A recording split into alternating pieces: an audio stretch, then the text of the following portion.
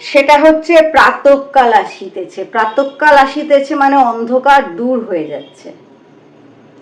আর প্রাতঃকাল এলে কি হয়? প্রাতঃকাল এলে যেটা হয়, আলো ফোটে, পবিত্র আত্মা আসছে।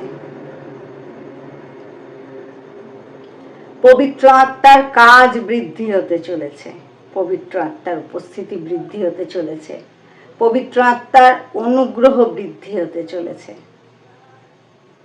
আর তারপরে দেখছি সেটা হচ্ছে রাত্রিও আসিতেছে, মানে পবিত্র আত্মার কাজ তো বৃদ্ধি পাচ্ছে, কিন্তু অন্ধকারও আসছে,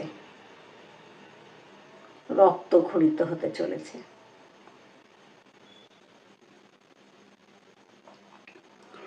কিন্তু এই রক্তও যে খরিত হতে চলেছে, এও ভালোর জন্য, মঙ্গলের জন্য, সুদূর প্রয়াসী ভালোর জন্য।